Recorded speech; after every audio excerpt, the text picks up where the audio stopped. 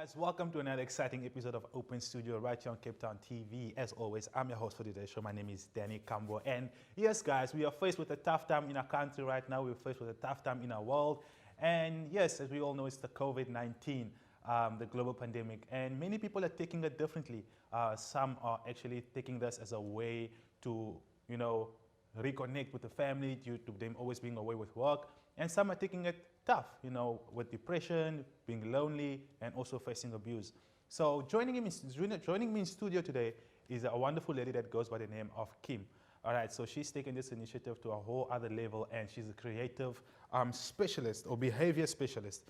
She helps people tap into the creativity side and also do interior creative or interior designing, to put it in a simple term. So, Kim, welcome to the show. Danny, thanks so much for having me. I'm really looking forward to spending time with you and your watchers, should I say. Oh, you're welcome. So, Kim, before we go any further, can you just tell us a little bit more about yourself? Yeah, absolutely. I think probably my story is the best way to explain how I actually landed up doing what I'm doing today. And I think my background is really been in consulting around change management and behavior. In other words, how people respond and react to change and help them to actually move forward in a positive way. But my first love, my passion has always been around interiors. And I think it started really with my own personal story. As a little girl, I was born with a club foot, and as a result, I spent a lot of time in my bedroom recovering from operations, looking at my own space. And I think during that period, as I've got older, I realized how much that time influenced me, because that room became my world. Yeah. And that room was about understanding how my environment affected me, who came into my room, who left my room, how the light affected me, and what worked for me. And I realized much later, as I got older, the impact that our environment has on us. Yeah. And I started writing a blog called My Yellow Room, which really also describes that journey. Yeah. And I think my passion has become about helping people really maximize their spaces so that it functions better and serves them better. And really how we can, particularly in these times where we are so confined in our spaces, learn from some of those lessons. Yeah. I landed up really on the behavioral side by chance, because I'm a little older than you. So in my world, careers like behavioral specialty or consulting or change management or interior design were really not kind of widely discussed topics or options. Yeah. So I decided at the time, I studied business management and communications, specialized in marketing, and started consulting in that space, and realized that I had a passion for behavior, which is how I got into change management and the behavioral element of what I do today. Wow. So Kim, tell me, how does one's behavior with color, how does color and behavior go together? Well, I think maybe to take a step back from that is, to say that if we understand that as human beings, things affect how we think and how we feel, and how our environment affects us, then you begin to understand what color can do to you or what it does in a room.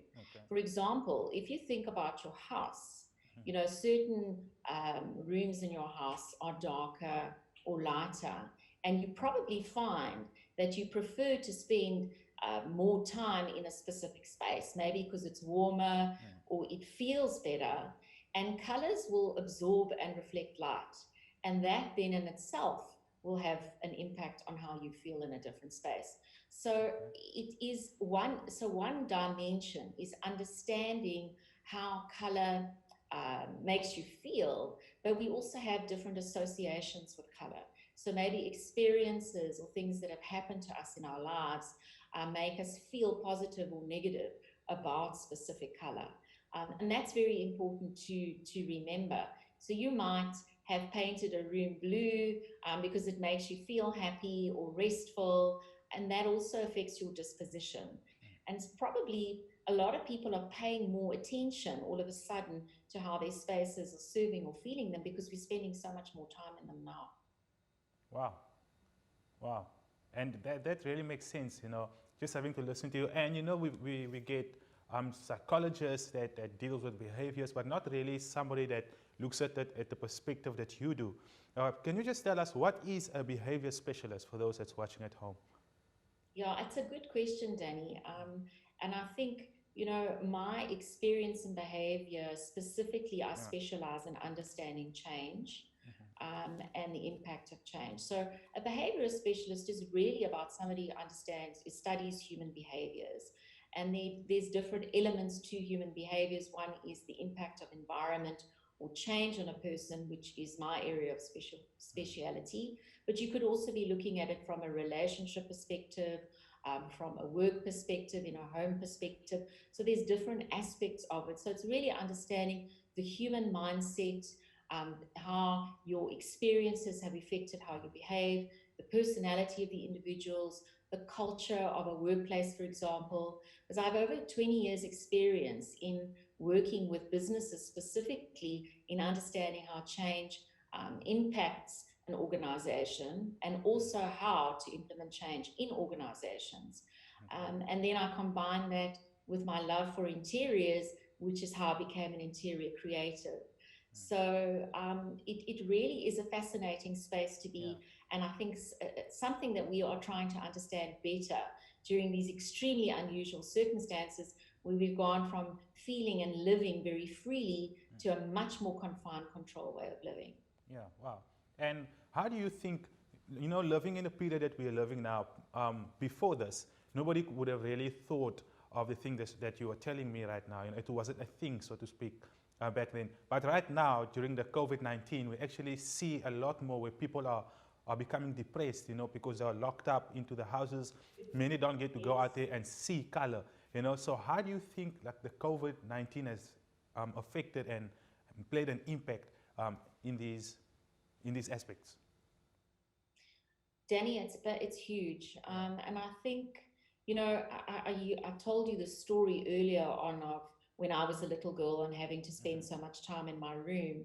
And I realized, I think during COVID-19, it really brought back a lot of those memories for me, which is why I started my Yellow Room blog, focusing a lot of the similarities between what I went through then and how people might be feeling now, to try and, kind of present information and tips and support for people going through the same place in their environments. And I think it's affected different people differently. And it has a lot to do, number one, I think, with your own personality, and whether you're more introverted or extroverted, and where you derive or get your energy from. For example, if you're somebody that gets a lot of energy from being with other people, this definitely will have been affected your mood and your energy.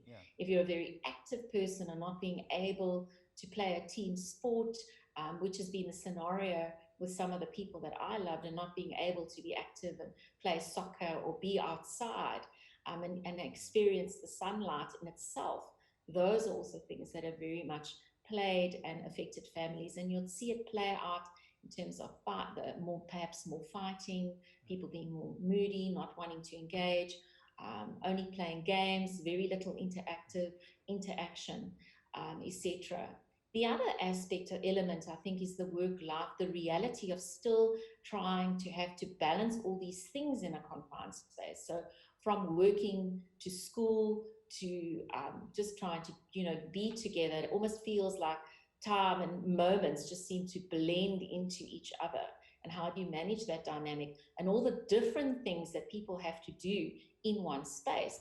All of a sudden, it's more important, things like, how do we manage noise when school is happening and dad's got to have a Zoom meeting, or if you're living together in a commune and you're all working and having to have Zoom meetings? How do you partition a room to have different spaces? How do you create zones so that you are able to create spaces to exercise, to have some quiet time, or be in your own space and time, or to have a meal or come together as a family. So I think there's all sorts of things that we are thinking about that our spaces need to deliver for us that we didn't have to think about before, because our greater environment served us. So it wasn't just about our home, it was about perhaps your community or your church that you went to, or you know, your local restaurant that you went down to for a meal, or where you bought your coffee in the morning. So all of those places also played such a huge part in our lives, which now our homes have to play much more than they ever have. And I think the reality too, that this might be a more long-term thing, is also what's making people think, how do we rearrange this so that we live better, we feel better, and that it is not affecting us negatively, that we can actually change how we think and feel, and that it doesn't have to control us, we can control it. Wow, you really pointed into a lot of important and key points as to what is happening in and all around us during this pandemic. So, Kim, we're going to take a short break. When we come back, we're going to discuss a little bit more about what it is that you do and how, you know, this pandemic has changed your aspect as to how you view the world and also your profession.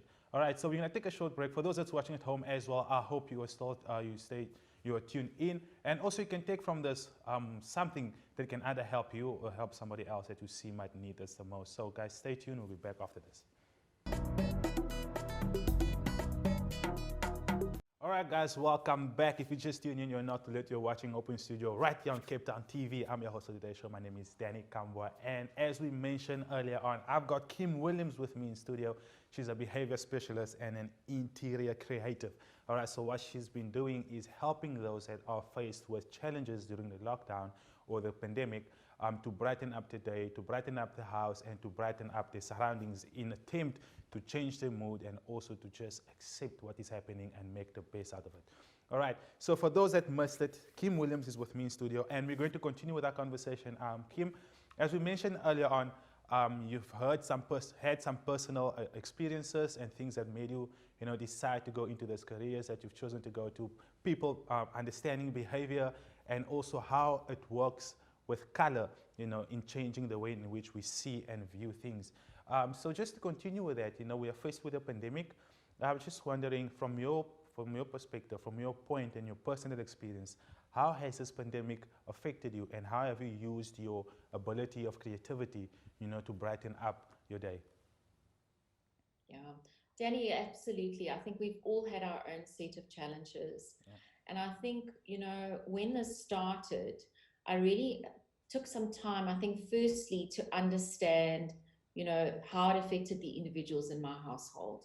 Because it's not just about me and what happens to me, it's about how we all function together. Yeah. And I think understanding the different personalities, the tasks they had to achieve in our specific space, which for us, from my perspective, I'm quite fortunate. My studio is at our home, so I was still able to continue working. But of course, my son, who is 16, is now had to complete school from home. And my partner, whose business now was affected during lockdown, he's a developer, so all the construction sites closed. And many of the people that are working for us, which we had to support during this time, or we wanted to very specifically, which was also very hard for him to have to deal with, to see what his own people were going through.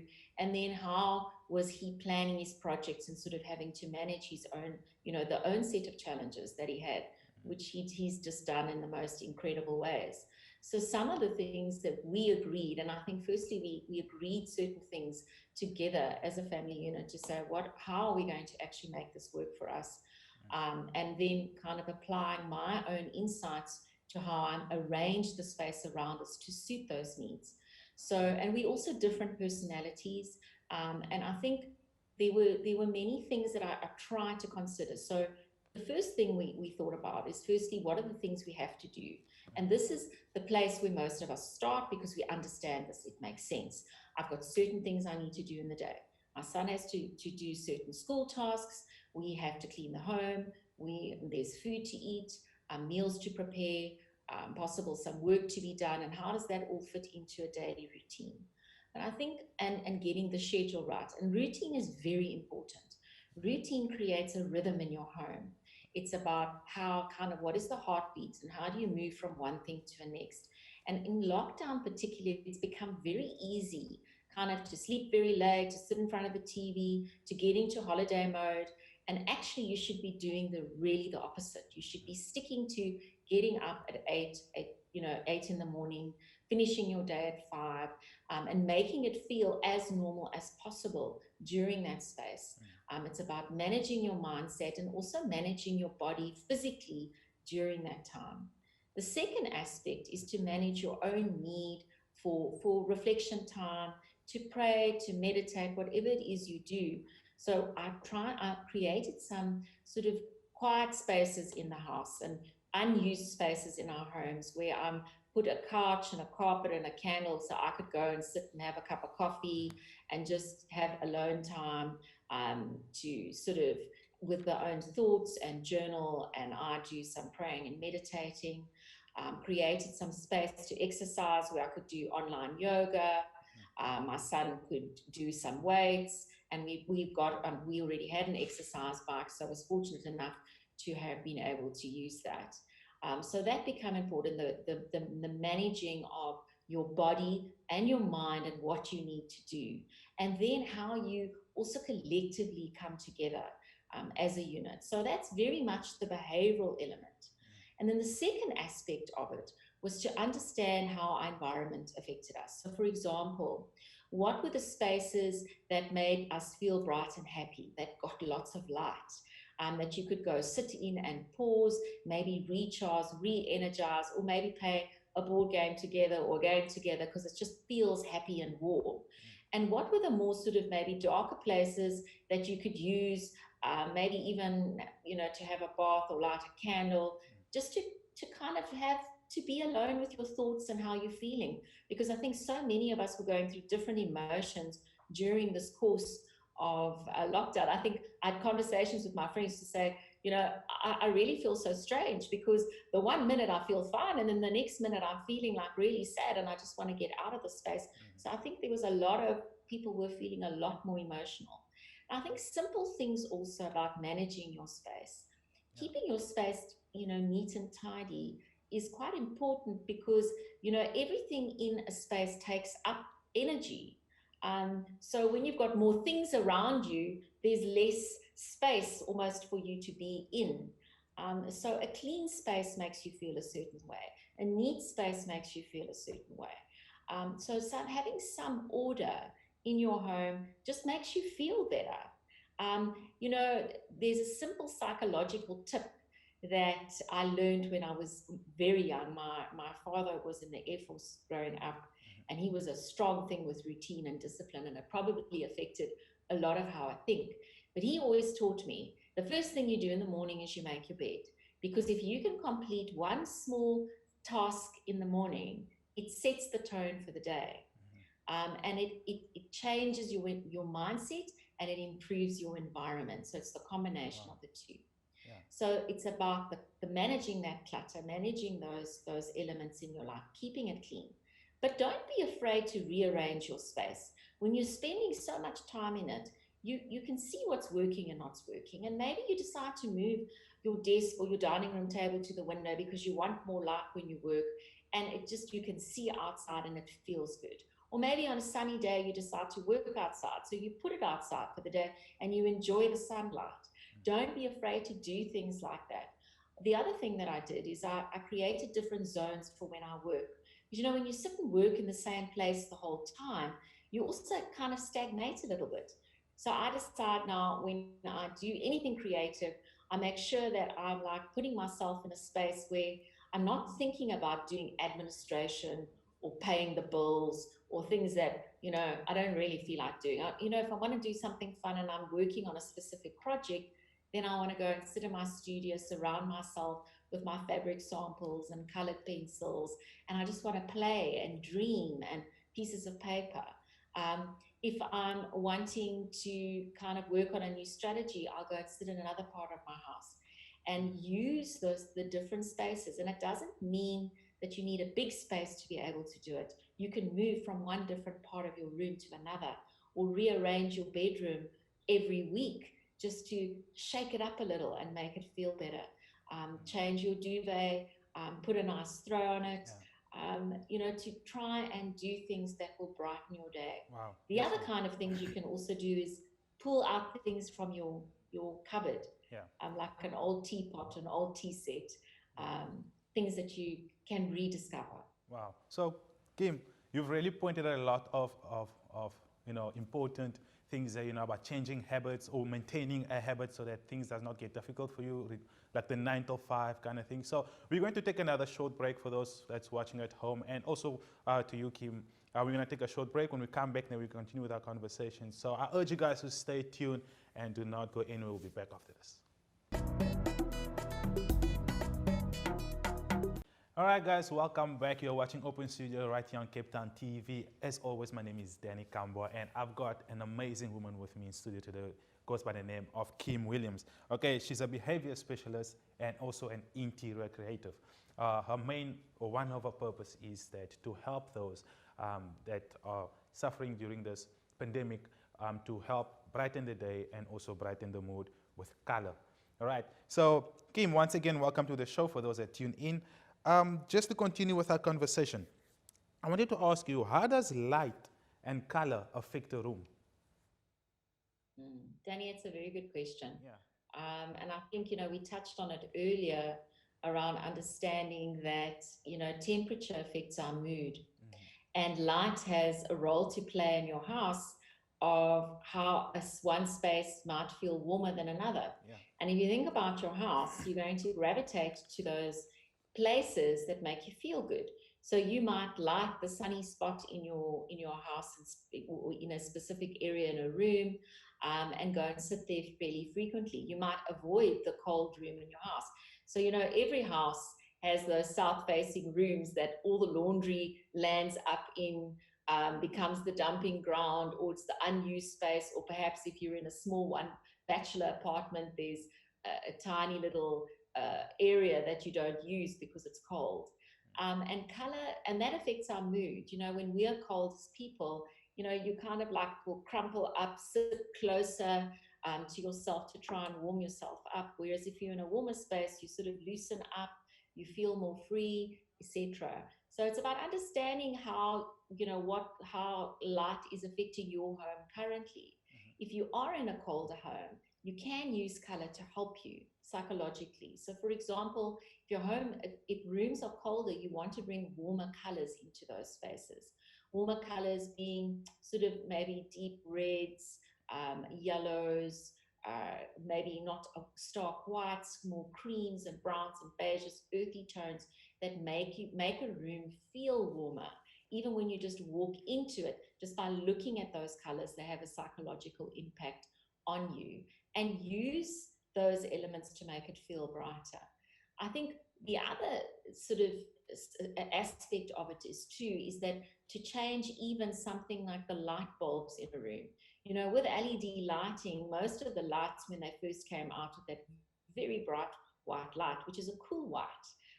And if you're wanting to room to feel warmer, just by simply using a warm white LED light as opposed to a white light can make a huge difference in a space.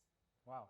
So looking at color on its own now, what if we get people that are living in a situation where there is no light? Could be because of electricity or just the house does not face the sun at a certain point. So how does color alone, help? Because there's many people out there that do not know how to put color together, and it just becomes miserable because you look at what you've done and you're not happy. So how can you use color alone to brighten up your day? Absolutely. And I think it is a reality, that many of us are in the circumstances where we don't have lots of light in our spaces. I think the trick is, honestly, when you are in these spaces, don't try and put too much white into a space that is cool already, because it'll make it feel cooler. Embrace your space. So if you have a dark space, use it to your advantage. Use the coziness element of it. So remember, color is not just always bright colors. colors is also your darker colors, you know, blacks and browns, and use what you have. And a darker color can also make a space feel cozier. And, you know, even using your crockery, your cutlery, things that you have to try and kind of style your space or to use different elements. So what I mean by that is, you know, maybe you've got some open shelves in a kitchen that you can use to, you know, the way you stack your specific crockery. Maybe your crockery is all these different bright colored items, so that when you're working into your kitchen, for example, you're seeing lots of bright color that can lift your mood while you you know, making cooking. Maybe all your crockery is all white, and that can create like a lot of light in a specific space, so you can arrange it that's what you see when you walk in a room. Use your bedding in your bed, for example. So if you've got different blankets, if your space is cooler, make your bed feel cozy. Throw that warm blanket over it. Arrange your cushions so you want to kind of snuggle up into your bed, to give yourself sort of a sense of warmth. And, you know, using things like panel heaters in a colder space is a very good way of using energy in a space, and also changing the temperature of the room, which means you're also going to engage in your space differently. So I think it's a combination of using what you have, arranging it in a way that feels uncluttered, but that using color in aspects to kind of want to engage you in the space, but also understanding that you've got to find a way to help manage your temperature as best you can. So trying to find some energy efficient resources, so that you're constantly looking at the physical element of color, as well as the, you know, in terms of temperature, and then the actual kind of psychological element of color, which is really what you see. Oh, wow. Thank you so much. Thank you so much for that, Kim. And I thank you for bringing color into the studio today, and, you know, just having us understand exactly what we are being faced with, and how we can make use of the resources that we have, you know, to brighten up our day, or to brighten up somebody else's day. So this is where we're going to leave it for now, for today's show. I thank you so much for coming through. And for those that's watching at home, I hope that you learned something, and you can actually take something away from today's discussion. And we are not quite done with Kim Williams yet. She will be back, and ask you and urge you to stay tuned, all right, for our next discussion with Kim. But for now, I thank you so much, guys. Thank you from the Cape Town TV crew. Till next time, bye-bye.